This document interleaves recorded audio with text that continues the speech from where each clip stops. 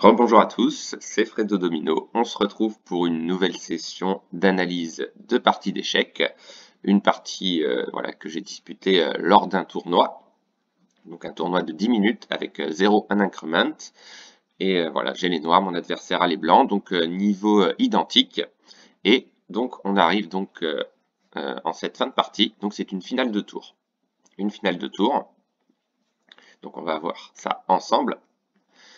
Et là, dans cette position, il n'y a qu'un seul coup pour les blancs pour sauver la nulle au mieux, mais s'il y a la moindre erreur adverse, c'est partie gagnée pour moi. Donc dans cette position, il n'y a qu'un seul coup possible. C'est l'échange des tours, tout simplement. Tour prend tour en D5. Donc je reprends du pion ensuite. Alors je vais juste revenir en arrière. Pourquoi c'est le seul coup? Tout simplement parce que j'ai une structure de pion qui est très dangereuse ici, 3 contre 2. Ça, c'est déjà un premier élément important dans une partie, dans une finale de pion. Donc là, il est obligé de prendre la tour. Admettons qu'il ne prenne pas la tour et qu'il la mette, par exemple, ici. Voilà. Ça, c'est...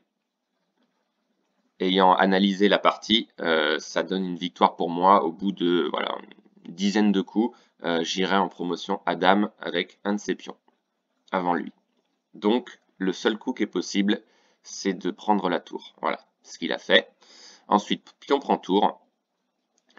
Et là, alors, ce qu'il faut voir également, c'est que mon adversaire a 4 pions contre 2. Mais j'ai mon roi qui est quand même solide en fin de partie. C'est une pièce très très forte. Donc, dans cette position, les blancs ont joué roi D3 pour voilà, donner encore plus de pression pour moi. Mais il n'ira pas plus loin parce que tout simplement si il se déplace, admettons, en D4, ce sera trop tard, il y aura un pion passé et j'irai à promotion à dame. Donc à la suite de roi D3, je joue roi E6. Très important puisque je contrôle la case F5. Les blancs ont joué roi C2, voilà, toujours, on va dire, des positions répétées. Mais moi, je n'entends pas la nulle de cette oreille et je vais essayer d'aller remporter cette partie. Donc, le coup que j'ai joué, le coup suivant, on va le voir ensemble, c'est pion G5. Pion G5. Donc, pourquoi pion G5? En cas de prise, je reprends du pion et je pourrais prendre le pion en E5 et mon roi aura largement le temps de récupérer le pion qui ira promotion à dame. Donc les blancs prennent le pion, je reprends le pion, et donc les blancs dans cette position ont repris le pion. Donc là, il faut toujours savoir une chose, c'est que je suis toujours dans le bon carré. Donc même si je prends ce pion-là et qu'il avance, je pourrais également manger ce pion-ci. Donc là, je prends le pion en E5. Les noirs jouent un coup droit. Voilà. Roi D3, même raison que précédemment. Comme je vous l'ai dit, il ne pourra pas aller plus loin puisque le pion ira promotion à dame.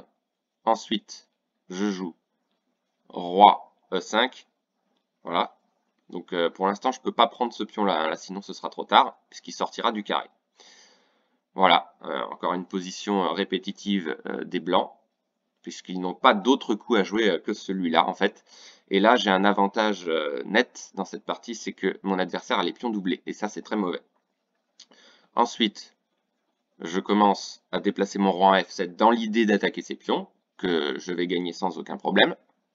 Les rois jouent donc le même coup, ils ne peuvent pas faire autre chose, en fait, ils jouent ce qu'on appelle un zugzwang. Donc là, roi D3 encore une fois. Et là, voilà, la partie prend fin pour les blancs, puisque je vais facilement capturer les pions. Donc voilà, une très belle finale de pions, de tours au départ, mais très bien maîtrisée. Donc ensuite, je prends le pion. Et ensuite, ben voilà, la partie est terminée pour les blancs. On va voir la suite et la fin de cette partie. Donc les noirs jouent toujours le même coup droit, voilà. Ensuite, ben, je prends le pion, hein, je ne me prive pas. Et là, ce sera quasiment impossible pour le roi de capturer un de ses pions, puisque je vais tout simplement avancer le pion en D4. Voilà, déjà je déplace mon roi pour voilà, solidifier encore plus ma structure de pion. Donc le roi bouge encore une fois. Là j'avance le pion, donc impossible de le prendre, comme je vous l'ai dit. Ce sera trop tard pour les noirs, ils sortiront du carré. Pour les blancs, pardon. Ensuite, opposition de roi, très important. Et on va voir la suite. J'avance mon pion. Voilà, opposition toujours. Et là je contrôle la case en D1 qui ira en promotion à dame. Et là il y a un mat en 4 coups me semble-t-il. Voilà, pion échec.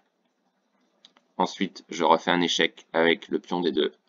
Voilà, le roi n'a plus beaucoup de place. Là, il a 2 cases de fuite, mais ce sera mat au prochain coup avec dame D1. Donc, très belle fin de partie, bien maîtrisée, où j'ai joué donc les meilleurs coups de l'ordinateur. Voilà, j'espère que vous avez aimé cette analyse et on se retrouve très vite pour d'autres parties. Ciao, ciao.